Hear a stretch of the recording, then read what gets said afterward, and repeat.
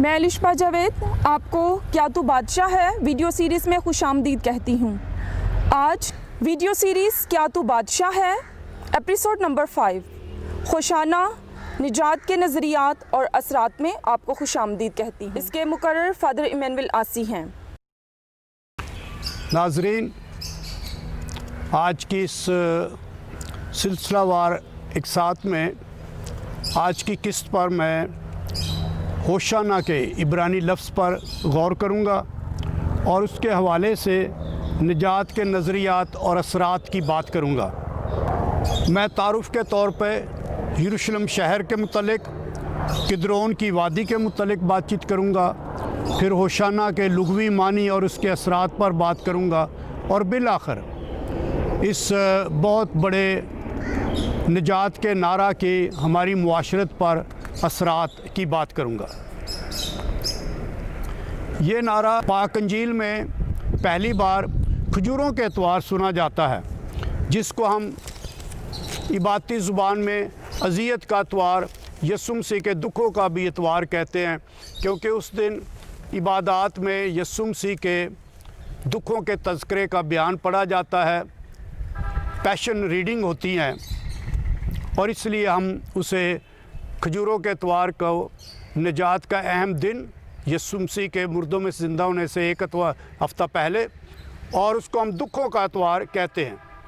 इस एतवार से निजात के भेद की तकमील के दिन पाक जुमेरात, मुक़द्दस जुमा, पाक हफ़्ता और पाक ईस्टर, यीशु मसीह का मुर्दों में से जी उठने की ईद, ये सारा यीशु मसीह का पाश का ही भेद भरपूर तरीके से मुकम्मल होता है।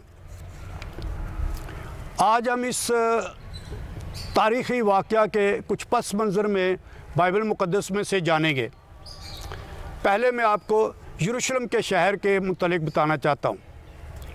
यरूशलेम का शहर एक छोटा सा कस्बा था जिसको यबूसियों का शहर कहा जाता था और दाऊद बादशाह ने इसे फ़तह किया था। लेकिन जब फ़तह किया गया तो यबूसियों के लोगों ने कहा, चूँकि ये पहाड़ों पर आबाद था, उन्होंने कहा कि हम अगर लंगड़े और मफलूज भी, अंधे भी निगहबानी के लिए रख दें तो दाऊद बादशाह फिर भी हमें फ़तह नहीं कर सकता था। और दाऊद ने जब फ़तह किया तो उसने एक लफ्ज़ बोले लानत के तौर पर कि खुदा के घर में अंधे और लंगड़े दाखिल ना होंगे। लेकिन यूहन्ना के मुताबिक इंजील में यीशु मसीह ने एक अंधे को, जन्म के अंधे को शिफा देकर भी यरूशलेम हैकल में भेजा और अंधे को और लंगड़े को भी शिफा देकर यरूशलेम शहर में हैकल में भेजा। तो यीशु मसीह ने इस लानत को बदल कर बरकत में तब्दील कर दिया। तो यरूशलेम शहर, जिसे ये दाऊद बादशाह ने अपना तख्त बनाया और ये सियासी और मजहबी आलमी मरकज़ बना, कुव्वत का ढांचा, एक तरफ मजहबी कुव्वत चूँकि वहाँ हैकल थी, कहानत थी, और दूसरी तरफ तख्त और ताज था, इसलिए यरूशलेम शहर बहुत ही अहम है। जब यहूदी ऐदनामा तीक में तवक्को लगाए हुए थे कि अल मसीह आएगा, छुड़ाने वाला आएगा, एक दाऊद के घराने से होगा, बादशाह होगा, तो वो बहुत सी सियासी तवक्कुआत भी लगाए हुए थे कि बादशाह होगा, तख्त होगा, ताज होगा, जंग होगी, उम्मतों को, कौमों को फ़तह किया जाएगा।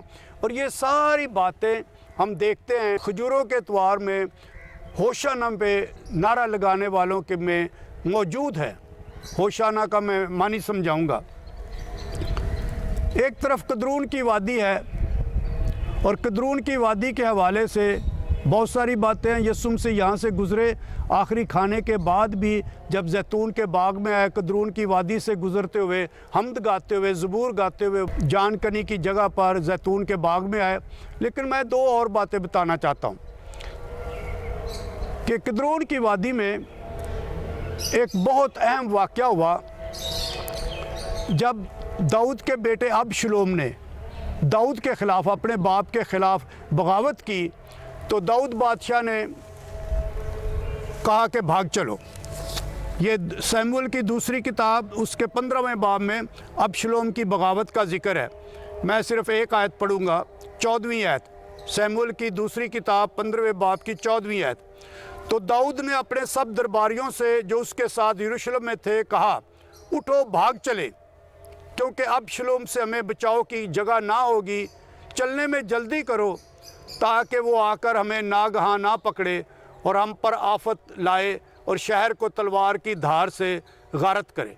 और आगे लिखा है इसी बाब की 30वीं आयत, और दाऊद जैतून की चढ़ाई पर चढ़ा और वो चढ़ता हुआ रोता था और अपना सर ढांपे हुए था और नंगे पांव था, और सब लोग जो उसके साथ थे हर एक अपना सर ढांपे हुए था और चढ़ते हुए रोते जाते थे। ये अबशलोम की बगावत का मंजर है। लेकिन मैं जिसकी तरफ इशारा करना चाहता हूँ कि अबशलोम का मकबरा वादी कदरून में है, और आज भी यहूदी माएँ अपने बच्चों को, बेटों को वो मकबरा दिखा के हिदायत करती हैं कि अपने बाप से बेवफाई और बगावत नहीं करनी चाहिए। दूसरी जो अहम बात कदरून की वादी के हवाले से मैं बताना चाहता हूँ कि यहूदा इस्करियोती की वो जगह जहाँ उन्होंने फांसी ली, वो जगह भी वहीं मौजूद है और वो भी थोड़ी सी यादगार बनी हुई है। तो ये दो वाक़यात हैं, एक अबशलोम का वाक़या जिसने पुराने अहदनामे में अपने बाप से बगावत की और इबरत की सज़ा पाई, और दूसरा यहूदा इस्करियोती की के इनकार की, यीशु मसीह को अपने उस्ताद, अपने खुदावंद, अपने मालिक को गिरफ़्तार करने की सज़ा पाई और उसने अपने आप को फांसी दी। ये दो वाक़यात और इनकी यादगारें ये कदरून की वादी में है। और यीशु मसीह की ज़िंदगी में भी कदरून की वादी बहुत अहम है। लेकिन आज हम थोड़ी सी बात आगे करते हैं होशाना का नारा, जो यीशु मसीह की इज़्ज़त के लिए खजूरों के एतवार लगाया गया। होशाना इब्रानी ज़ुबान का लफ्ज़ है और इसकी जड़ उससे निकलती है जिससे बहुत सारे लफ्ज़ बनते हैं। इशाया का लफ्ज़, इशिया का लफ्ज़, होशिया का लफ्ज़, यूशिया का लफ्ज़ और योशुआ और फिर यस्सु। चूँकि ये एक छोटा सा लफ्ज़ है और इतना मुरक्कब लफ्ज़ है और इसमें बहुत मुख्तसर तौर पर मगर हमागीर और जामे तौर पर बहुत से मानी पाए जाते हैं, इसलिए ज़्यादातर ज़ुबानों में तर्जुमा नहीं किया जाता और सारे लोग इब्रानी ज़ुबान का लफ्ज़ होशाना बोलते हैं। हर मसीही इससे वाकिफ़ है। इसके लुग़वी मानी हैं हमें बचा ए खुदावंद। और फरिश्ते ने जब हज़रत यूसुफ़ को ख्वाब में, रोया में बताया था और यीशु मसीह का नाम यस्सु रखा था, और वहाँ मानी भी दिए गए हैं कि वो अपनी उम्मत को उनके गुनाहों से छुड़ाएगा। तो ये जब हम होशाना का सियाक़ो सबाक़ देखते हैं, ये एक जंगी नारा था। जंग के दौरान ये एक नगमे की कोरस थी और सारी फ़ौजें मिलकर मैदान जंग में रिहाई और कामयाबी और फ़तह के लिए ये नारा लगाती थी। जैसे ज़बूरों में भी बहुत है, मसलन रब साडा जोर है तो नाले साड़ी हाय पना, भावें जेकर हड़ भी आवन भावें आवन। इस ज़बूर में इस नारे का तासुर है। ये इम्मैनुएल एक और नारा था, जंगी नारा, खुदा हमारे साथ है। और होशाना भी जंगी नारा था, जंग में कामयाबी के लिए था। लिहाजा यीशु मसीह के फातहाना जुलूस में ये नारा लगाया जाना, ये एक सियासी सियाक़ो सबाक़ की तरफ, तख्त और बादशाहत की तरफ इशारा करता है कि ये जो आ रहा है यही हमें बचाने आ रहा है, यही हमारा बादशाह है, यही अल मसीह है, यही अल मुनज्जी है, यही रोमियों को भगाएगा, ये दाऊद की नस्ल से है। लेकिन ये नारा मजहबी और दीनी नारा भी है कि अल मसीह आएगा, वही हमें आज़ादी देगा, वही खुदा की बादशाही लाएगा। और ये नारा निजात का नारा भी है कि हमें बचाने वाला, हमें छुड़ाने वाला आ रहा है। यीशु मसीह में और खजूरों के त्वार जुलूस में इस नारे की काफ़ी बातें मिलती जुलती हैं। गो जंगी तो नहीं, लेकिन वो गधे पर आ रहा है। सियासी और शाहाना अंदाज से तो नहीं, लेकिन इब्ने दाऊद है, यहूदा के कबीले से है। और ये मजहबी नारा है कि यीशु अल मसीह है, उसने खुदा की बादशाही का प्रचार किया है, और ये निजात का नारा है। इस इब्रानी लफ्ज़ के होशाना हमें बचाए खुदावंद, जिसमें निजात का तजर्बा शामिल है कि यीशु मसीह बीमारियों से शिफा देकर इस नारे की तकमील करते रहे, अंदर के रोगों से लोगों को हर कमज़ोरी से शिफा देकर इस नारे की तकमील करते रहे।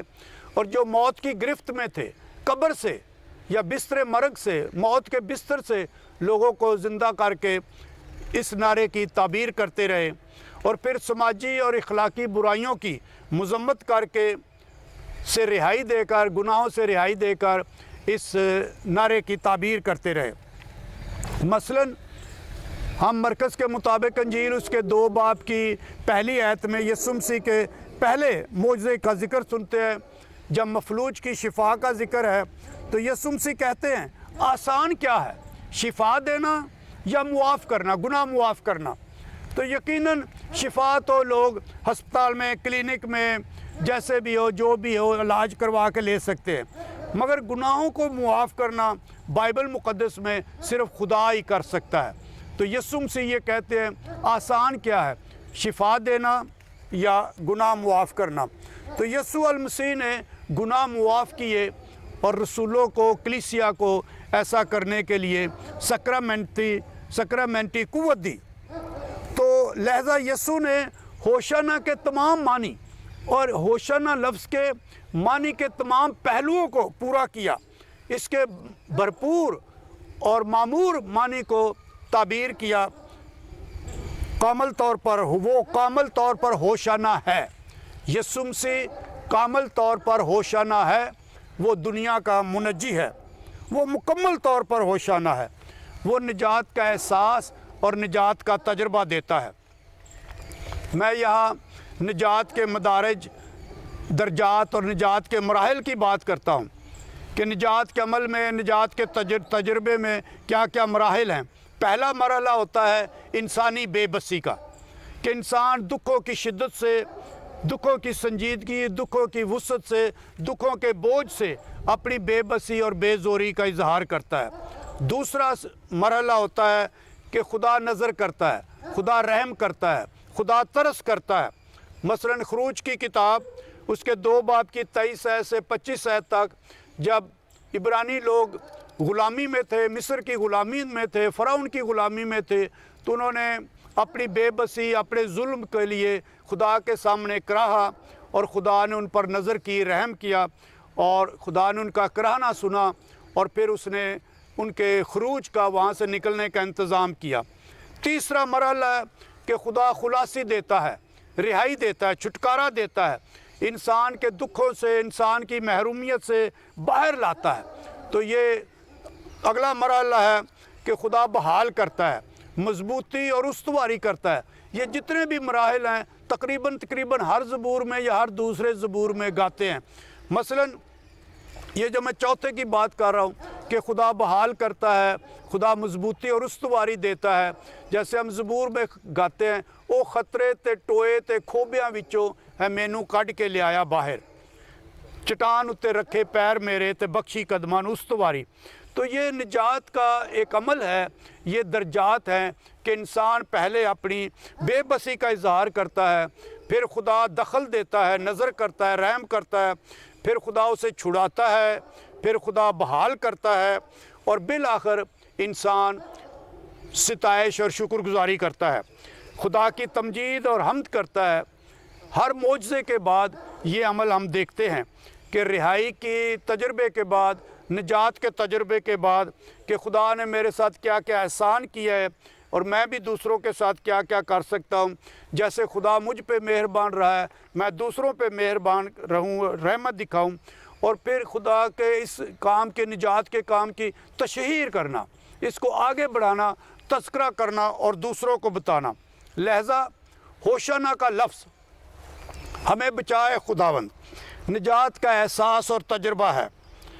अहदनामा तीक में खरूज की किताब में जो खरूज का वाक़या है वो इंतहाई बुनियादी है, जिसको ज़बूर नवीस ने, नबूवत की किताबों ने बार बार दोहराया कि खुदा अपने कादर हाथ से तुम्हें निकाल लाया, उसने तुम्हारे साथ अहद बांधा और बार बार इससे लोगों को तक़वियत मिलती है। बल्कि जब वो बाबल की बहाली में भी जाते हैं तो इशाया नबी और हिजकिय्याह नबी एक बार फिर दोहराते हैं कि खुदा खरूज जैसे अजीब अजायबात दोबारा दिखाएगा, तुम्हें दोबारा वतन में लेकर जाएगा।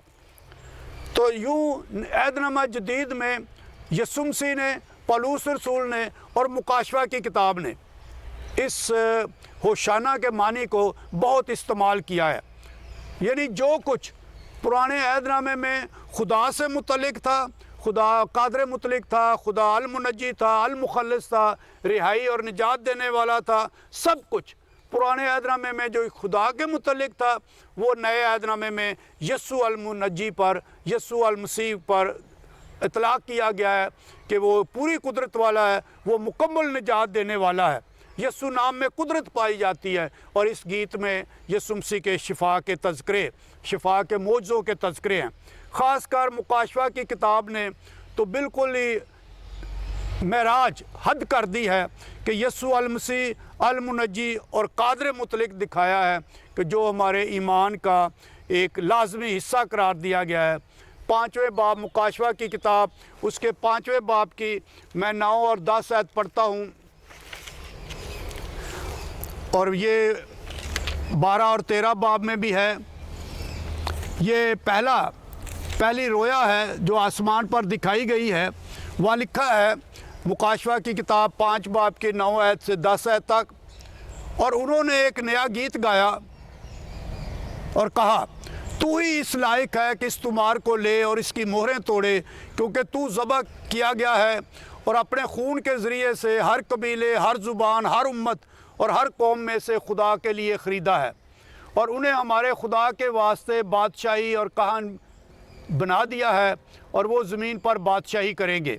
और इसके बाद 5 बाब की 12 आयत में ये 7 इलाही सिफ़ात हैं जो सिर्फ़ पुराने अहदनामे में सिर्फ़ खुदा को दी गई हैं, लेकिन यहाँ यीशु मसीह को दी गई है। वहाँ लिखा है 5 बाब की 12 आयत, और ये बड़ी आवाज़ से कहते थे, बर्रा जो ज़बह किया गया है वो इस लायक है कि कुदरत और दौलत और हिकमत और कुव्वत और इज़्ज़त और तमजीद और हम्द पाए। तो ये होशाना का तजर्बा गोया निजात का तजर्बा है। हर फजल, रूह की हर नेमत गैर मुतवक्को तौर पर हमारी ज़िंदगी में आती है, हमारे मंसूबों, हमारे मेयार, हमारी तवक्कुआत के मुताबिक नहीं। निजात एक मौजज़ा है, गैर मुतवक्को तौर पर होता है, हम इसे अपने कैलेंडर में फ़िट नहीं कर सकते। खुदा से हम दुआ कर सकते हैं, लेकिन खुदा से मौजज़ात दिखाने का मुतालबा नहीं कर सकते। खुदा का जब जी चाहे, जिस पर जी चाहे, उसका अपना वक्त है और वो मौजज़ा दिखाता है। हम अपनी मर्ज़ी और मंसूबे के मुताबिक खुदा को मौजज़ा करने के लिए मजबूर नहीं कर सकते। हम होशाना रहम की इल्तिजा कर सकते हैं कि ये खुदा की रहमत और मोहब्बत और शफ़क़त है जो हुई है। ख़्वाह हम कितने भी मजहबी सरगर्मियाँ, पारसाई के अमाल और चिले काट लें, ख़्वाह हम कितनी भी दुआएं मांग लें, लेकिन हम खुदा को मौजज़ा करने के लिए मजबूर नहीं कर सकते।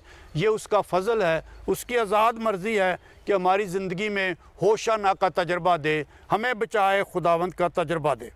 लिहाजा होशाना दुखों में ईमान मजबूत करता है, मौजज़ाना कुदरत पर ईमान मजबूत करता है कि खुदा हमारे साथ है और हमें बचाता है। हम होशाना की पुकार कर सकते हैं, लेकिन खुदा से इसका मुतालबा नहीं कर सकते। खुदा गैर मुतवक्को तौर पर निजात देता है, हद से ज़्यादा मोहब्बत का तजर्बा देता है, अपनी मौजूदगी का तजर्बा देता है और अपनी कुदरत का तजर्बा देता है, हद से ज़्यादा नई ज़िंदगी का तजर्बा देता है।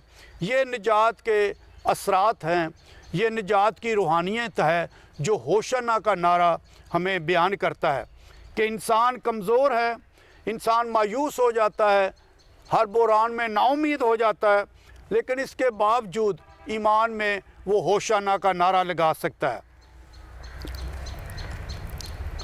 होशाना हमें बचाए खुदावंद, ये तवक्कुल और भरोसा है इम्मानुएल पर, यानी खुदा हमारे साथ है, और यस्सु पर कि वो अपनी उम्मत को उनके गुनाहों से छुड़ाएगा। ये कोई बुज़दिली नहीं है, बल्कि ईमान की मजबूती है कि हम खुदावंद को मदद के लिए पुकारते और रहम की इल्तिजा करते हैं जब हम होशाना बोलते हैं कि यीशु मसीह हमारा मुखल्लिस, मुनज्जी और मुहाफ़िज़ है, और वो हम में उम्मीद पैदा करता है। होशाना हमें बचाए खुदावंद। यीशु मसीह को अल मसीह मानने में या मेरे साथ ताल्लुकात में हम क्या समझते हैं कि मेरी ज़िंदगी के तजुर्बात कहाँ से आते हैं, मेरी ज़िंदगी में मौजज़ात और ताज्जुब अंगेज़ काम और नित नई बरक़ात कहाँ से आती हैं। लोगों ने, जैसे मैंने पहले कहा, जलील की खिदमत के दौरान जहाँ यीशु मसीह ने कसरत से मोज़े किए, बहुत सारे लोग यीशु मसीह की पैरवी को आए। लेकिन यरूशलेम की ज़िंदगी में जब यीशु मसीह सलीब की बातें करता है तो ज़्यादा से ज़्यादा लोग चलते गए, क्योंकि मोज़े कम होने लगे। यरूशलेम में सलीब खुद इनकारी और मरने और कफन सर पर बांधने के बात है, लेकिन साथ साथ ईस्टर की ज़मानत भी है, ईस्टर की उम्मीद भी है। आए होशाना के नारे पर गौर करें। होशाना का नारा एक तरफ शख्सी है, मेरा और आपका है, और दूसरी तरफ ये शराकती है, ये इज्तमाई भी है, ये इनफरादी भी है, इज्तमाई भी है, शख्सी भी है, शराकती भी है कि यीशु मसीह से निजात का इकरार और इजहार भी है कि यीशु मेरी निजात का मंबा और माखज़ यीशु मसीह है और यीशु मसीह मुझे निजात देता है। होशाना के मानी ये हैं। आए शख्सी और इनफरादी तौर पर, शराकती और इज्तमाई तौर पर यीशु अल मसीह पर अपनी निजात के ईमान का इकरार और इजहार करें और बोले, होशाना हमें बचा ए खुदावंद।